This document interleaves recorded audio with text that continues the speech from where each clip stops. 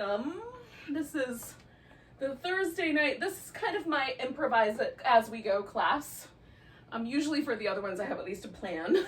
I have a little bit of a plan tonight, but yeah, so we'll see what happens. After the opening, I don't really have too much of a story yet. We'll see how we go. I call this Funky Hatha because it gives me a little bit of freedom to sort of switch styles and not be in any one box. So Hatha yoga is just any physical yoga practice. So it's kind of the overall term for these kinds of things, which for most Americans, it's the only yoga practice they do. So it won't make a lot of sense or be much different really from your perspective, very likely. So we're gonna start in some position that you love. I'm gonna start laying down with a pillow under my back so I can get this little bit of an opening in my chest. And I'm going for a pillow because it's a little softer and a little less of a back bend, but I'm also gonna put support under my legs just to make it that much kinder. So I'm gonna take a rolled up blanket and put that under my thighs. Now you can start in any pose that you love. If you love a child's pose, that would be a place to begin. You can lie down on your back. If you would rather start with legs up the wall or legs thrown up over the edge of your couch or over your bed, you can do that. Wherever your space, whatever extra accidental yoga props your space allows for, you can put those to good use. Okay. So by pulling the support right up under my thighs, that's where I start. And that gives me the most kind of hip flexor relaxation, right? It kind of bends me right there at the hip and gives me the most sense of softness. Now, if it feels like it's too intense or it's too close to me, I can always slide the blanket down, put it closer to my knees.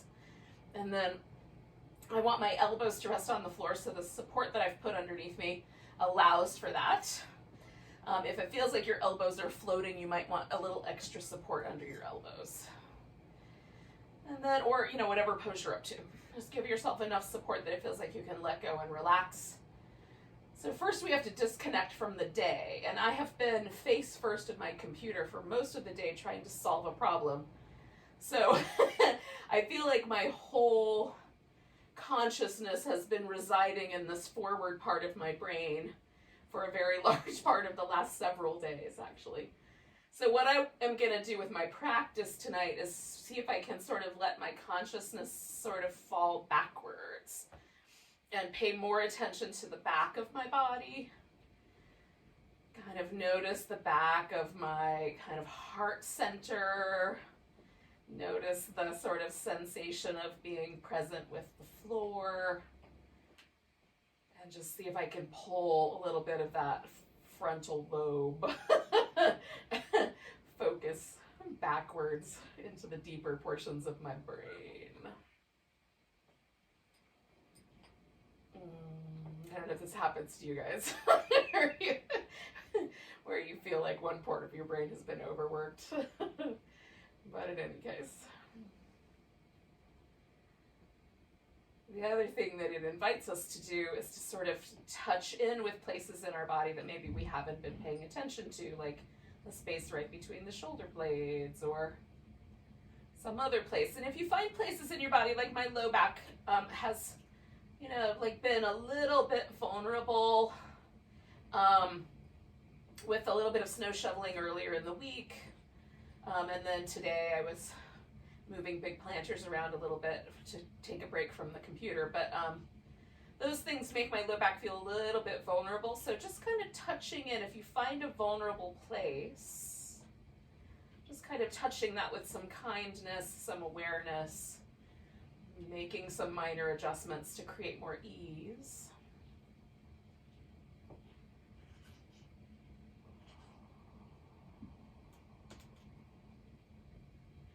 One of the primary things I'm learning about having an aging body is to come to my body with a great deal more regard and kindness and acceptance than I approached my body with in my 20s and earlier.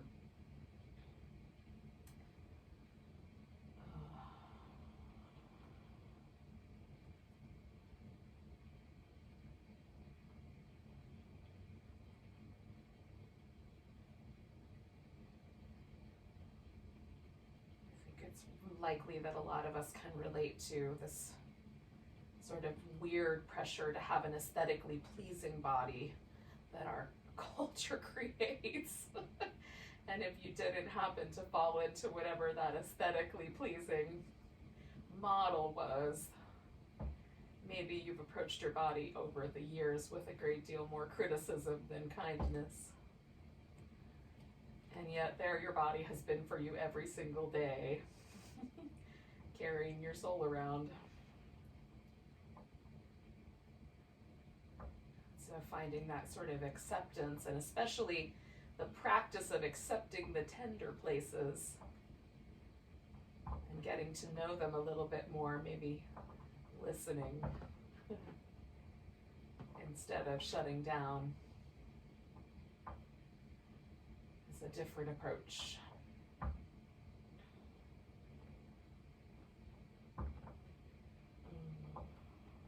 So we'll hang out for about another minute with the pose that we're in, whatever pose you've chosen, with that sort of notion of just finding our way into the present moment through kind acceptance.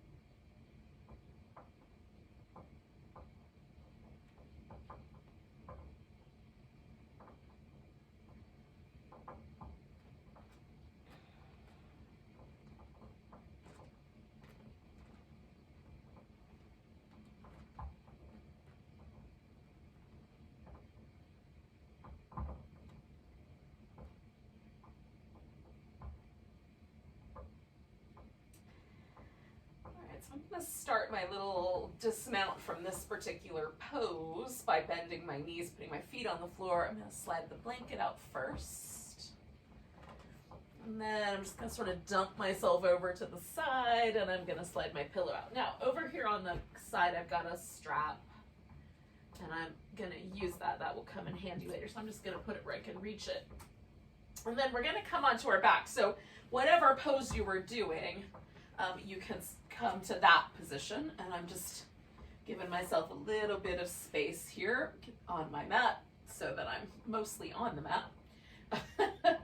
And then for the moment, I've got like this really sweet little windshield wiper thing happening with my legs because it feels lovely and I like it. And I'm also sort of allowing the sensations in my upper back to sort of spread out and release, so that there is a sense of just kind of softness from having, you know, the pillow leaves kind of an impression behind. So I like the feeling of like my body sort of returning through that impression to its neutral position. And then I'm gonna take one leg and just sort of pop it up on top of the other. And then I'm gonna keep this little windshield wiper thing going. Now, if that doesn't feel nice to you, you don't have to keep the windshield wipers.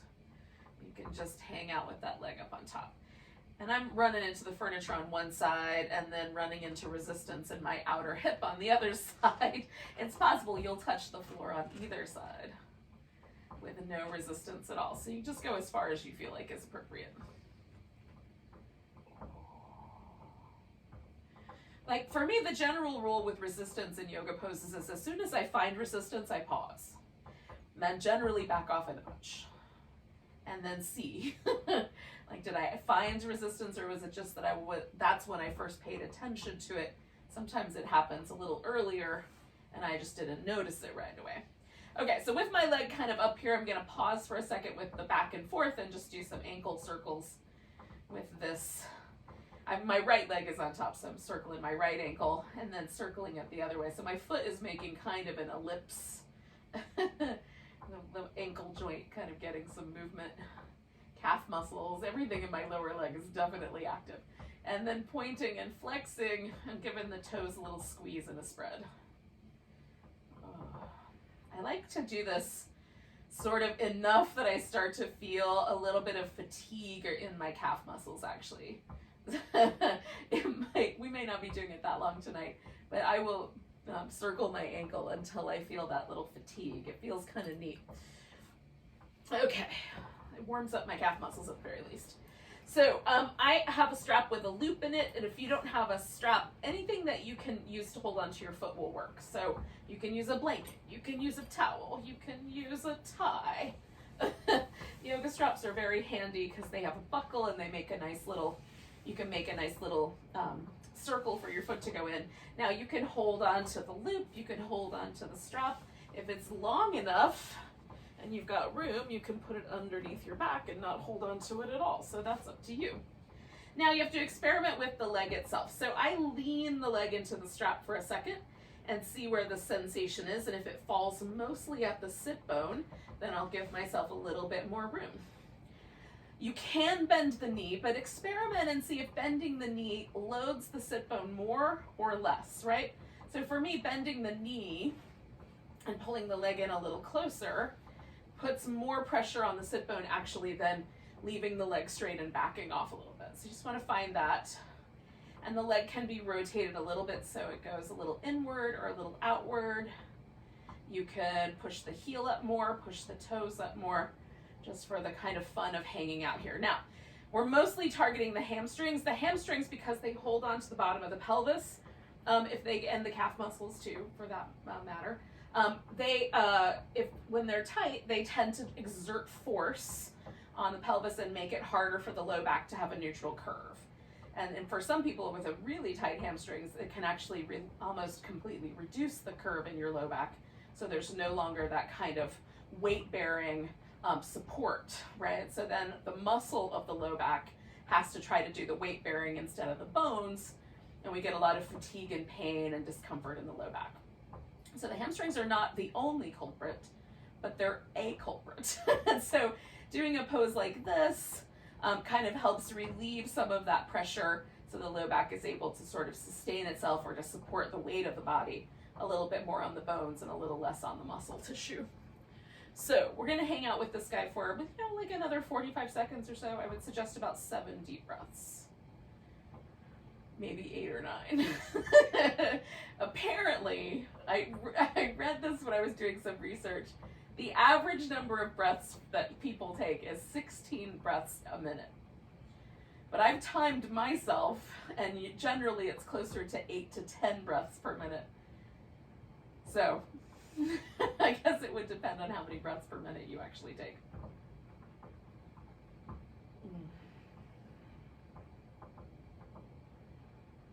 All right, so I'm gonna take one more breath, and then I'm taking my leg out to the side. I'm gonna use a pillow against the edge of my thigh here, just to give myself a little bit of support there, because I don't want my leg to drop all the way to the floor, although it will. It just is a little too far. So that keeps me from going to places where I'll actually do some damage to my inner thigh. Now again, you can rotate the leg a little bit. This is a little harder. I don't have as much range of motion because of the abduction of the leg, but I can internally rotate a little bit, so that puts the pressure in a slightly different place versus a little more external rotation, which for me relieves a lot of pressure in the groin. So you can play with it and see how it works for you.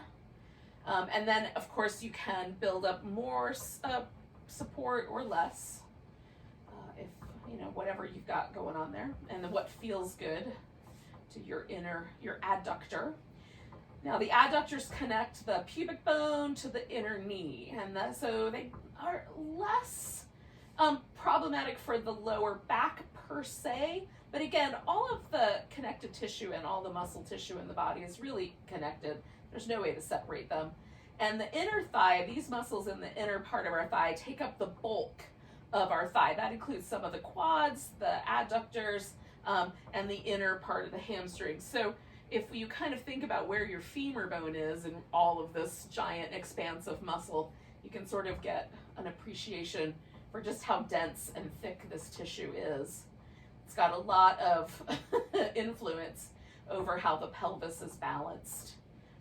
And so for that reason, it's definitely worth our attention with the strap. So we're gonna stay for a good another 45 seconds or so. And these stretches, I love them. I will do them every day, sometimes two or three times a day if I have the chance.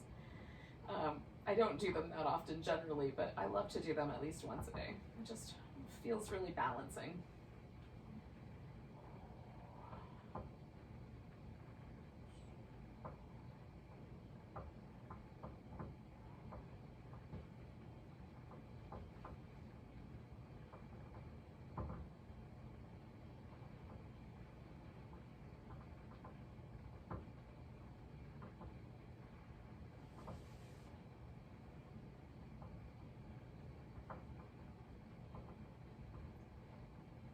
I'm going to take one more breath,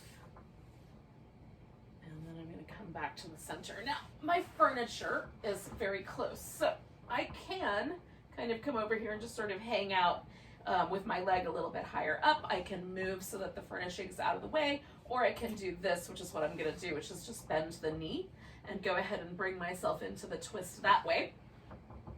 So depending on your space limitations, if you've got room, you can extend the leg out and have it straight, or you can have the knee bent. Now, I'm gonna try to find a balance here so that there's a little bit of a twist and my low back is not getting any discomfort, like in this, from the hip up to the rib cage, that little area. It feels nice. And then my upper back is mostly able to just relax onto the floor. So if you may need to add a few more props or support there, go for it. That would be helpful. Definitely add the props.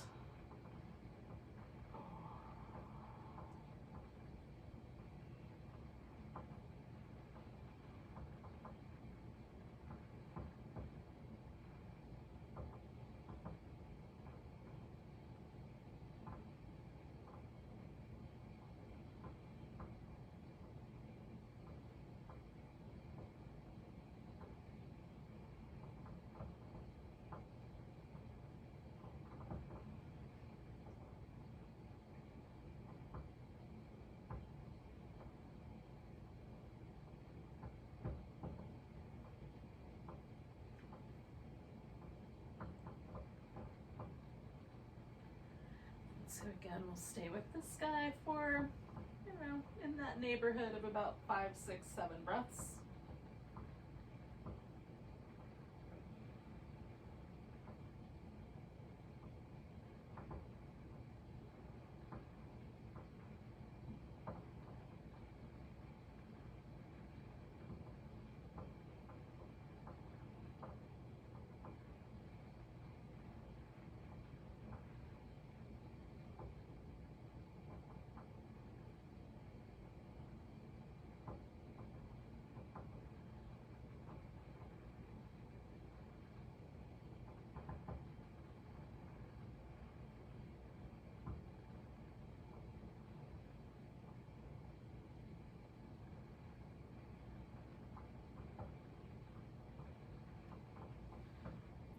So I'm going to take one more big breath here. And then gently return to the center.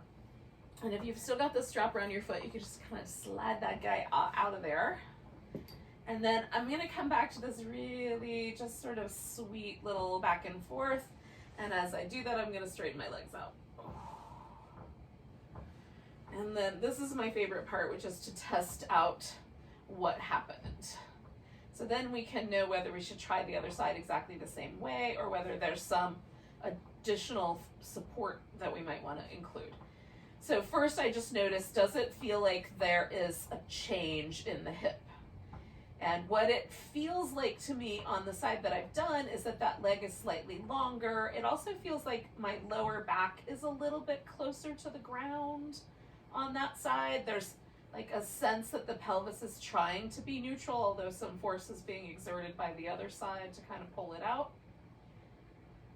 But mostly it's pleasant. Now, what you may decide to do if there's still, like if your lower back is particularly vulnerable and these are still not quite enough, you can try a couple of things. So one would be to keep the leg you're not doing in a bent position in this constructive rest position instead of straight.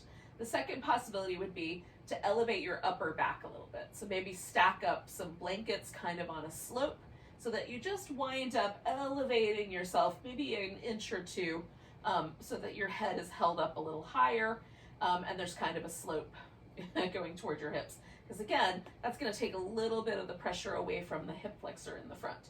So those are things that might be interesting or might be worth exploring should you wish to take them on. Now, I'm going to rotate just a little bit so I'll have room for the second pose that we're going to do here. Hopefully that's not going to cause any trouble for the view. So where I started with the last side was to have this right leg up on top. So I've got my left leg up on top, and now I'm just going to do this kind of back and forth. And again, you're just paying attention to the sensations that are in your body, lower back, hip, you know, the fact that the floor is going to be there and you might run into the floor. So like on this side, it's not that hard for me to get my foot to the ground, but over on this side, I start to feel the hip, external hip rotators in my, up under my glute way before we get to the floor. So I stop where I feel that. So I'm going to do that one more time, and then I'm going to do the little ankle circles because that was the next bit. Okay. So come into neutral and giving the left ankle some movement. And again, this is mostly to get the calf muscles, the Achilles tendon, that area warmed up, going the other direction, so that I don't exert too much force on the Achilles tendon when I put my foot in the strap. And I mostly do that in the winter time because I find my connective tissue a little more resistant in the winter than the summer. But in any case, pointing and flexing the foot as you like. Let's try and get a little meltiness going in there. All right.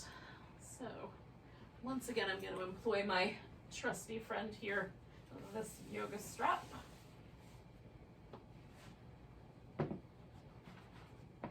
And I'm going to extend that leg. Again, you could put a pillow under there. You could leave that knee bent if that feels like the right thing to do. I'm going to start with the leg quite a ways away from me, and then just kind of slowly work it up until I feel like, yeah, that's the appropriate spot. Tuck that guy there for later. And again, I might find that a little bit of external rotation or a little bit of internal rotation feels better. Often for me, pushing the heel up feels nice. So I get a little more focus on the calf muscles.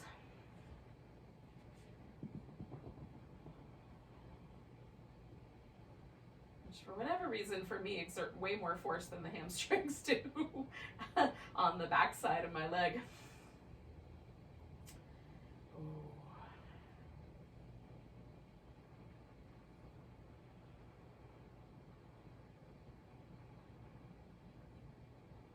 So we'll hang for about that 7 breaths or so.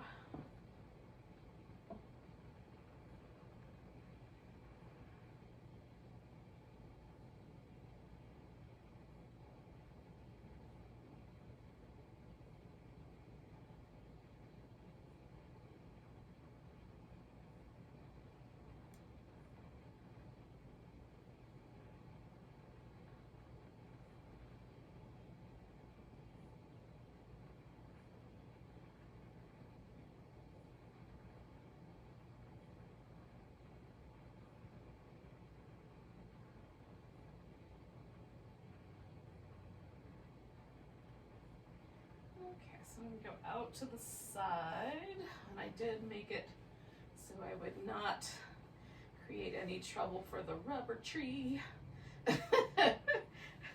or my inner knee. Oh, I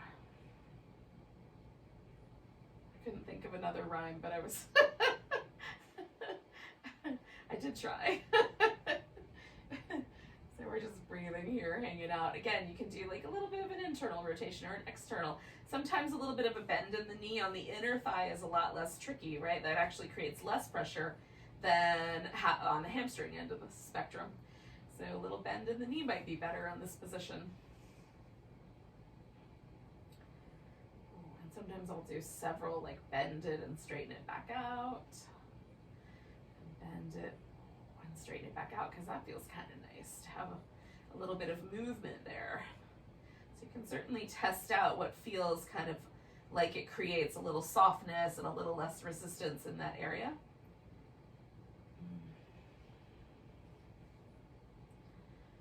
And we're about halfway through here.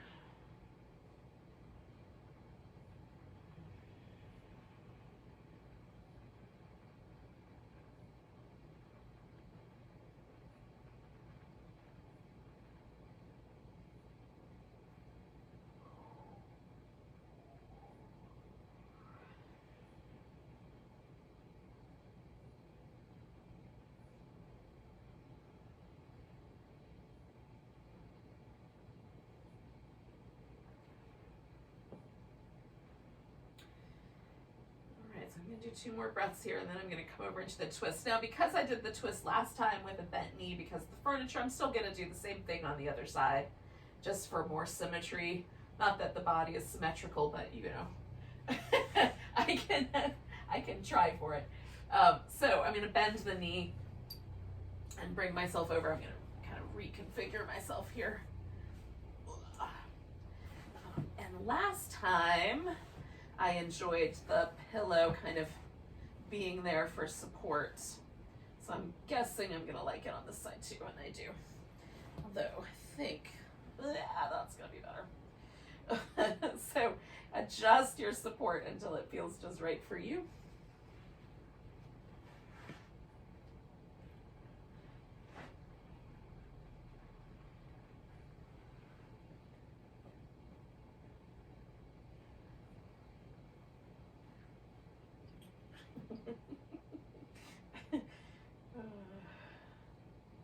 Now I'm noticing just a little bit of discomfort in my low back, so I'm gonna back off just a little bit, lean my hips back a little toward the left, and then check in.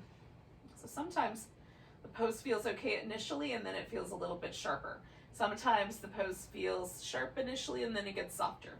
So I just, again, this is part of the thing with paying attention, right? You just pay attention and respond. The danger of daydreaming while you do yoga is that you might miss those little things.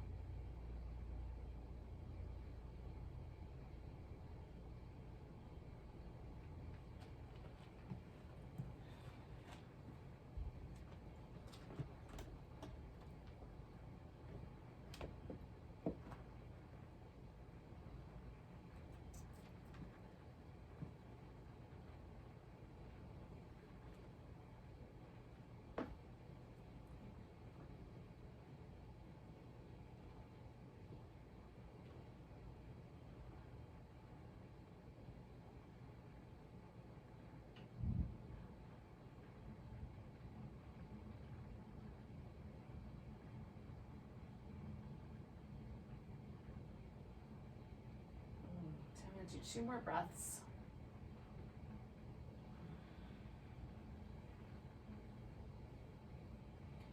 And then I'm just gonna gently bring that guy back to the center and let everything else sort of follow. And I'm gonna give this a little windshield wiperiness. And then I'm gonna stretch this guy out. And see how it landed. And I will say that at least like it feels a little more even on both sides, and there is a sense that, you know, like I could almost just lay here. Normally when I lay on my back on the floor, it feels like I've got a giant tunnel under my low back. Like I could squeak in 2 ferrets, a couple of guinea pigs, maybe even a rabbit. It's so big. Right now, the tunnel feels like it might only be big enough for gerbils. So that's an improvement in my world. Even though it's definitely still a tunnel, it's a much smaller tunnel. So that does feel like less force.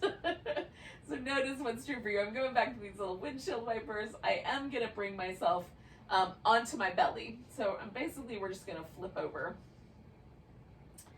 Now, one of the things that I think is really important in general for the health of our lower backs is to not do back bends from the arms, because what happens when you push from, you know, into cobra from your arms is you mostly just load your low back with pressure and compression. And while there's not necessarily anything wrong with a little bit of that, like a lot of that and a lot of pressure is not necessarily gonna lead to good things down the road. Like I want my low back discs to be happy and healthy for as long as possible. I would prefer not to get surgeries on my discs to keep them from bulging or to have my spine fused if I can help it, right? So why would I do things that potentially lead in that direction? This is the question that I ask all the time. But, you know, sometimes when we're younger, we don't think about that stuff. And I definitely didn't when I was younger. So, so always for me, cobra is a pose that's done from the muscles in the back, right on? And you can make the pose very tiny in order to keep the back muscles strong and not overexert the lower back. So reaching through the legs, kind of pressing them down, using the glutes to sort of smooth out and support the low back, and then using the back muscles to lift the chest without exerting too much force, right on? So we're just gonna come up, pull the collarbones wide, come down. Slide the hands back. Come up, pull the collarbones wide, come down. Pull the hands back.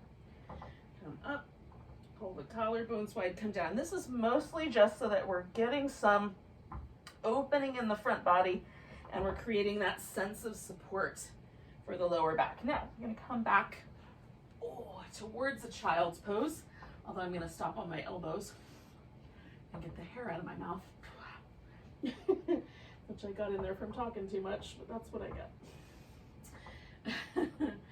So, I'm gonna do these little baby cat-cows from my elbows. You wanna do regular cat-cows up on your hands and knees, by all means do. Right now, this is my favorite. Are just little baby ones in a kind of semi-child's pose.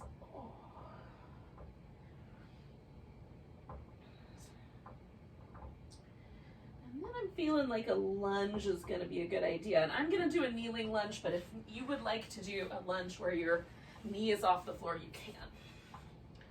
So I'm going to use a block because I find it helpful. I'm going to bring my lower leg up off the floor because that keeps my knee from being problematic. So you can certainly kind of experiment a little bit on that front. Ooh. And I'm just coming in and going out just so I find the spot where I might want that lunge to stay. I'm feeling like staying low tonight. Mostly what I'm after is freeing the front of the hip. So again, I'm not having as much pressure pulling the pelvis down in the front. Just a little bit of a softening and releasing there without getting too much bullying going in the front of the hip.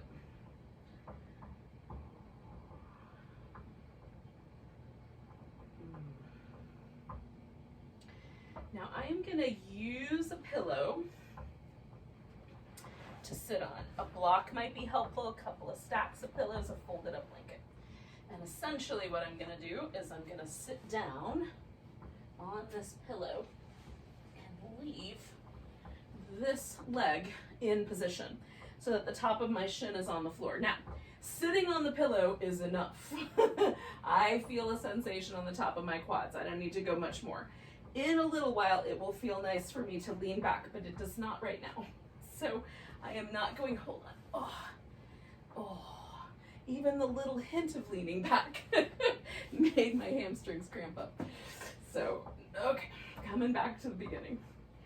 So just pausing here. Now, if this is more than you care to do, don't do this version.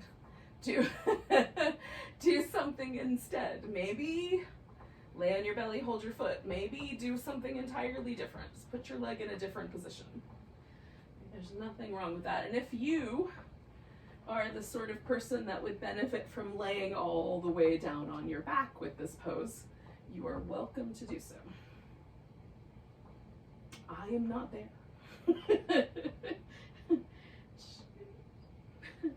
It's a choose your own adventure and at your own risk kind of a practice.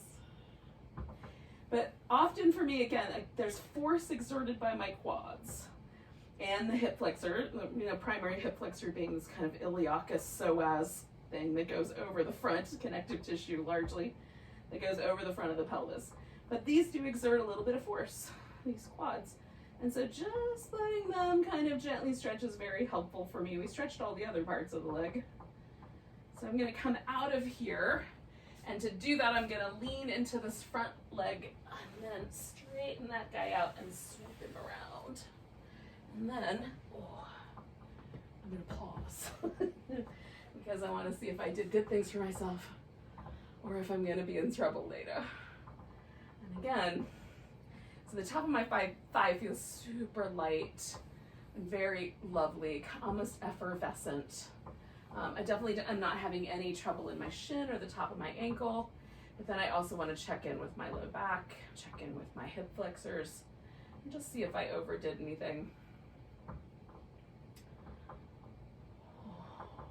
And again, trust yourself. For me, this feels really pleasant, so I'm definitely feeling like, let's do that again, but on the other side. But if your message is, for crying out loud, don't do that again, listen to your message. Okay, so I'm going to come back where I was, which was this little child's posy cat-cow situation. And as I'm doing this side, the side that I did the little hip flexor stretches on, is so pleasant. And the other side now feels slightly out of balance with that. So hopefully, when I come back to this again, I will notice a difference. We'll find out. And a difference in a pleasant way rather than a not pleasant way. I always hope for pleasant anyway. All right, so now I'm gonna do my lunges again. And again, I'm gonna kind of pick up my lower leg while I'm kind of rolling back and forth over my knee, because that does help me. If it doesn't help you, then don't do that part, right? Otherwise, my kneecap slides around on the floor a little bit, and that's not very pleasant. Okay, so once I find a lunge I like, I can put the leg back down and let it kind of hang out. Because now I'm not exerting that kind of back and forth pressure over my kneecap. And again, I've gone just to the point where I feel the lunge.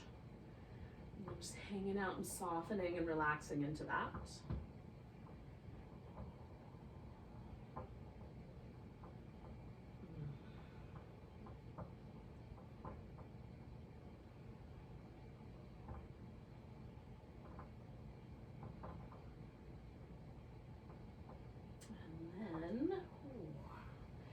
Start with just kind of sending my weight back a little bit, which might be enough. That might be where you stop. I'm going to go ahead and sit myself on down here and see how that feels. Yep, sitting upright is going to be enough right now. Oh yeah. And again, like initially I get a lot of like the top of my thigh squeezes. And so that tells me, my nervous system does not trust me right now. So I don't want to do anything else. I'm going to give my nervous system more reasons to think that I'm a schmuck. Or at least not very attentive. And And then as it starts to soften, then there might be permission for me to sort of lean back just a little bit. And for you, it might be immediate permission. So take yourself to whatever version of this little thigh stretch works best. Now for me, definitely the top of my right ankle is a little bit more sensitive. So I'm also just leaning slightly to my left just to take some of the pressure away from the top of my ankle. Just a little bit. And now there's a lot of softness happening there, so that's very pleasant.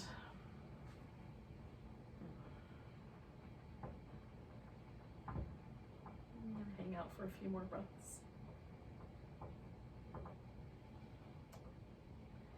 Hopefully you guys are doing well out there.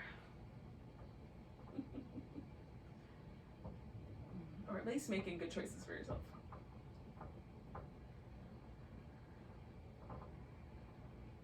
Okay, so I'm gonna do 2 more big breaths. Because right now I'm in this really pleasant place and I feel like that's probably just right.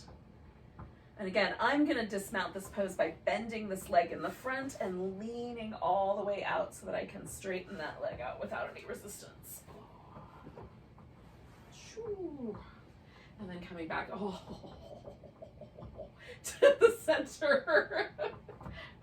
Sorry, that was really lovely. Oh, it feels nice.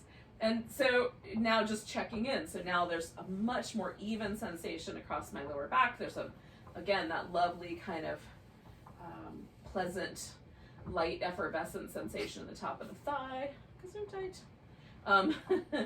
And then,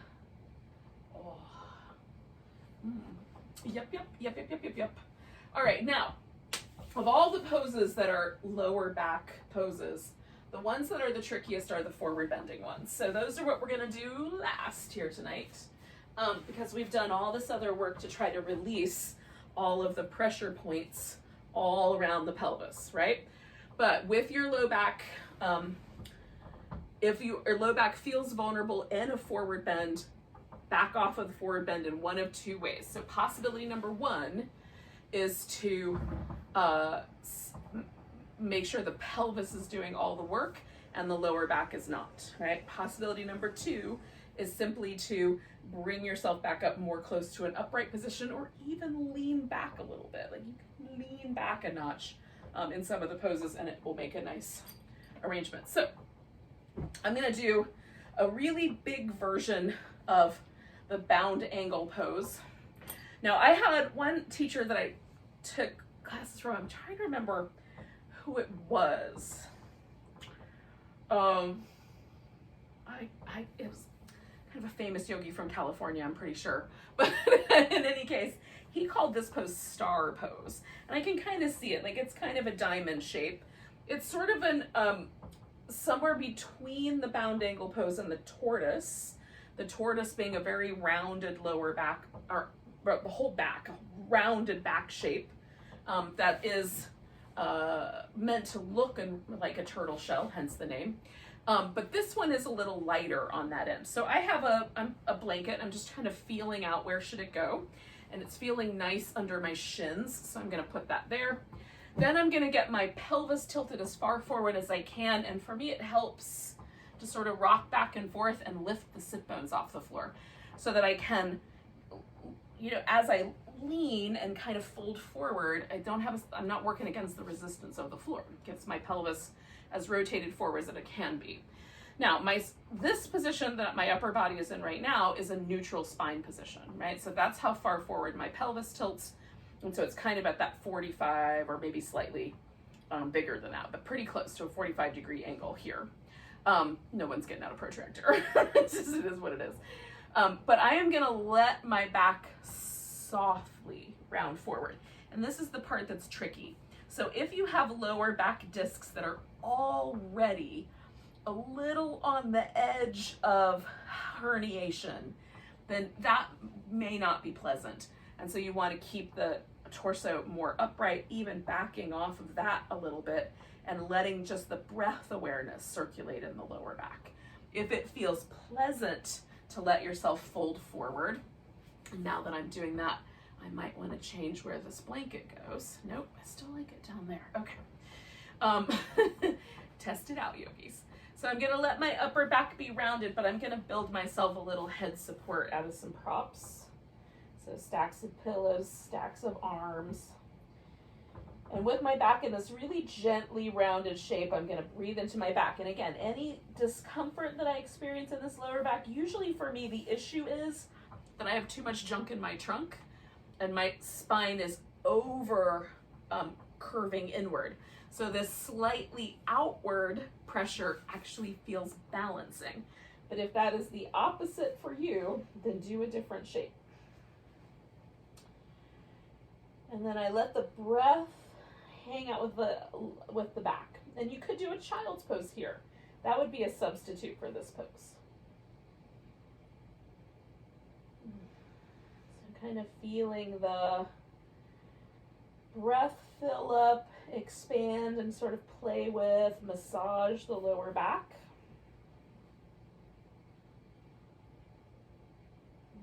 We're going to do a kind of, this is a tantric breath practice. And by tantric, what I mean is that it comes from the texts. Tantra was a movement of, I don't know if religion, but philosophy for sure, with religious overtones maybe. But it was still within kind of the guise of the religion within which it belonged. So I would suggest more of a movement. But in any case, it lasted during the Middle Ages, mostly from about the year like 900 to 1000 to about 1516, maybe even 1700. So a fairly long period of time. But the primary text of that movement happened somewhere between 12 and 1500. So in that time, we get a lot of texts. Now, from one of those texts, the Vijnabhairava Tantra, there is, if I'm saying it right, there is a breath practice that is, I like with forward bends. And so here's the breath practice. I've given you the history. Now, when you inhale, you're going to imagine the breath moving downward into your body, rooting towards the pelvic floor. And when you exhale, you're going to imagine the breath lifting and moving upward out of your body. Okay, so while we hang out here for a little bit, let's see if we can practice that idea of breath.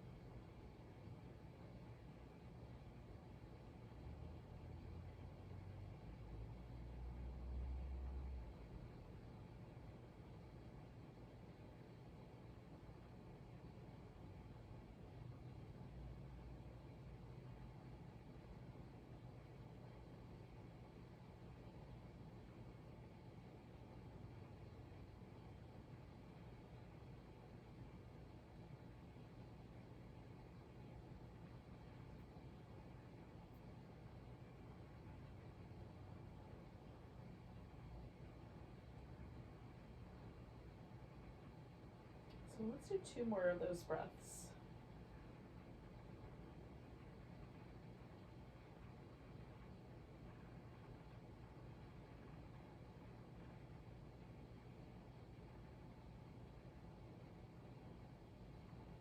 Now I'm going to inhale my way up. So first I'm going to just put my spine back into its neutral position and then back the hips up. Letting the air go. I'm going to stretch out my legs. Now, I often do that breath practice just as a meditation device. But in the case of forward bending, I like it as a practice with the two together. I find it actually like really grounding and centering and sort of inward moving, right? It makes me really calm. And it feels like a little bit like I'm going into my inner cave. So again, this kind of notion of sort of settling a little deeper into the back body, awareness of the back body. Notice what you had as an experience of that. Sometimes it feels very counterintuitive, right? Normally we experience like an upward moving force with the inhale because the rib cage expands and there's a sense of like movement up, and then we experience a sort of downward moving feeling of the exhale. But that kind of flips that over around on its head and asks us to pay attention to the breath in a different way. It's just cool. It's a device, but it's a neat one. All right. Oh, yogis. Oh. So I'm gonna do my legs, the legs wide, and one leg is gonna be bent, and I'm gonna side bend out to the width. You can also bring the legs more kind of directly in front of you, and then your side bend can be a little bit more down the center. And for me, it's just a little bit different, right? If I lean this way versus lean this way a little more conservative. Taking the leg out a little wider, I definitely feel more sensation in the lower back. So just being mindful of that, noticing what you feel, try out both, pick the one you like. Again, I'm gonna support my knees with a blanket so that there's no discomfort in the backs of my knees. And with this wider shape, I'm gonna put my elbow on my thigh to start with. I might change that. Oh. And I may also decide to take the lever of my arm out of it. Yeah, that's feeling nicer. So with the arm overhead, I like that sometimes, especially if I'm trying to stretch this kind of upper part of my latissimus dorsi muscle. But for tonight, I'm really focused again on this kind of lower half. So taking that leverage out feels a little nicer. You can also turn the head in different directions. See if you like one more than another. And now I found the sensation of the side of my lower back sort of stretching away, like the ribs away from the hips. So I'm gonna stop right there and relax. And potentially I'm gonna put in something under my elbow here, back it off. Maybe, let's try it. Oh yeah, that's lovely. Okay.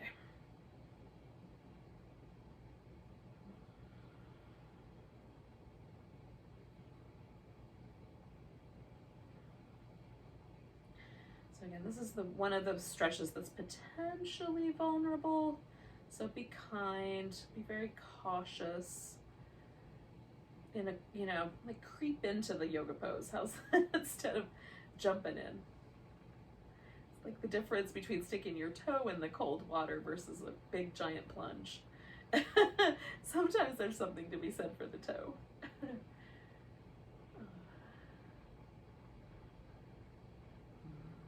So I'm gonna take one more breath.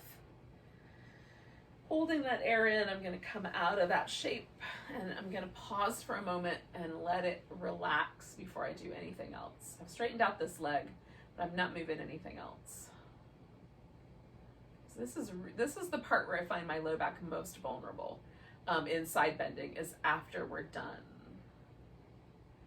So letting it really gently return, and letting the fluid move back through the discs. And trying to kind of find that really sweet sense of return without being too pushy. It's still not ready, but I'm going to turn just a little bit to the side and see if that changes anything.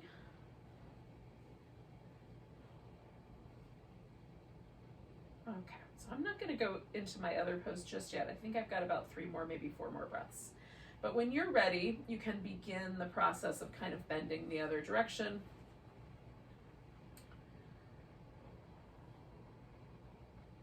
So I'm going to go that far.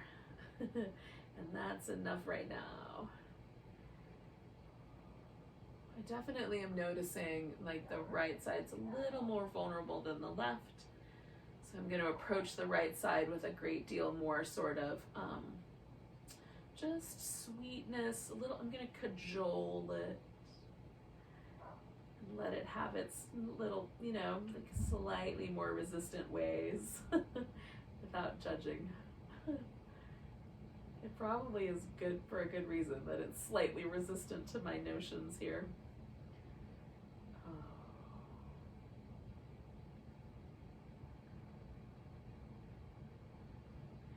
being right-handed, of course, when I shoveled snow earlier in the week, it was all in one direction. So that leads to an imbalance that I'm still feeling a few days later, although not all the time. Just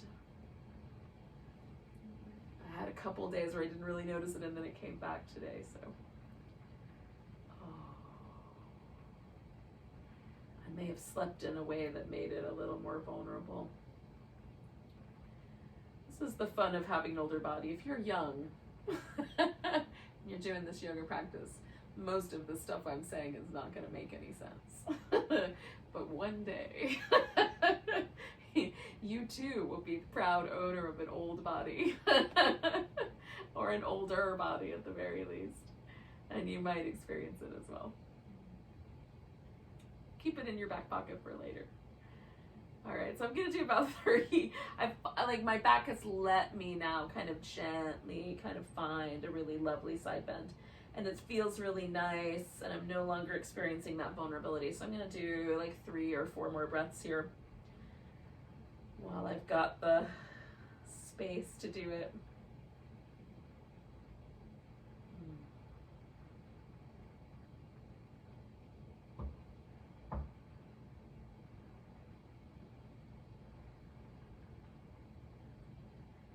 I'm going to take a nice big inhale and hold that air in, and come all the way out.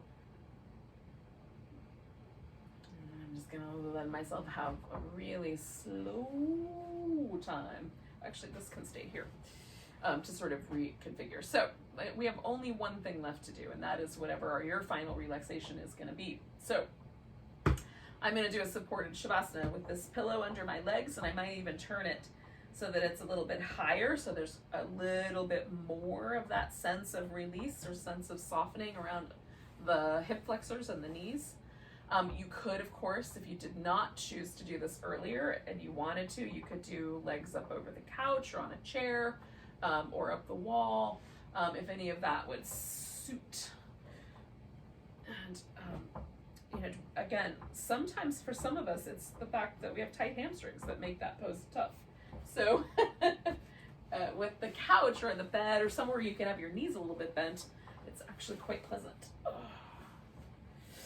All right, so I'm going to take my time here, and it's very likely that once I'm laying on my back, I will want to do sort of a happy baby-like thing. So all of this prep that I'm doing right now might be all for naught, but let's see what happens.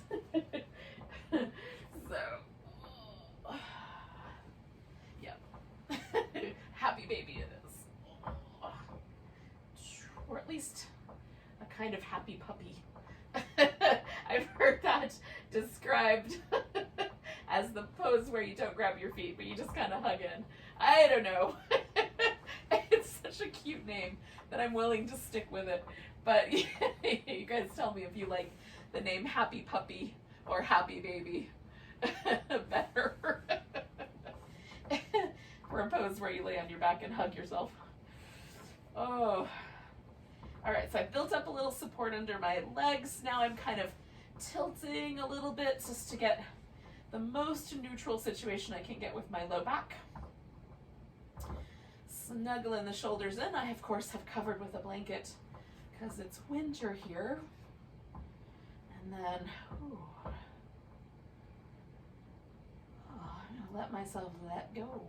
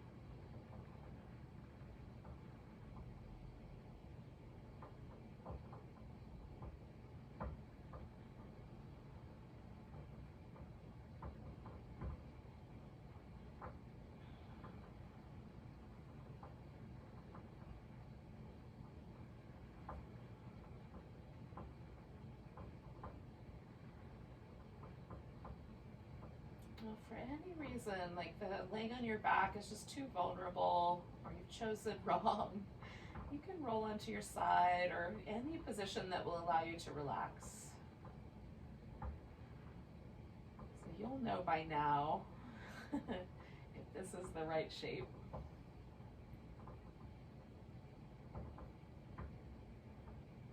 Try to let your whole body soften.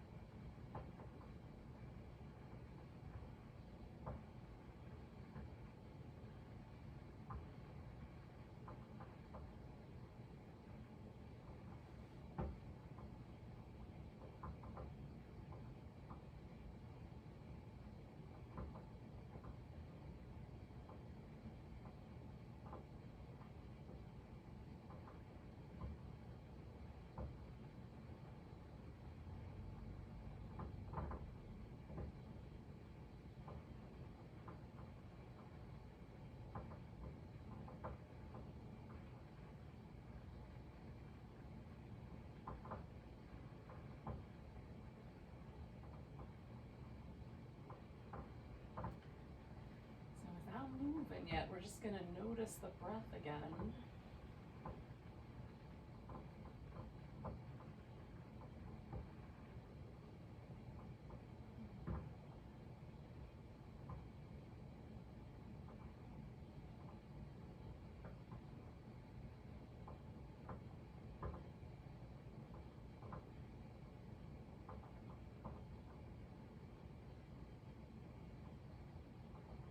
Take a breath nice and deep. Let go with a sigh. Ooh.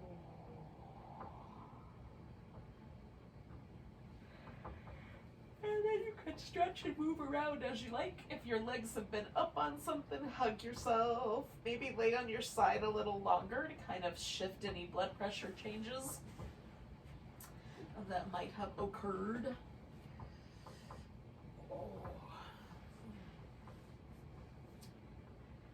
Just lay on your side because it's nice.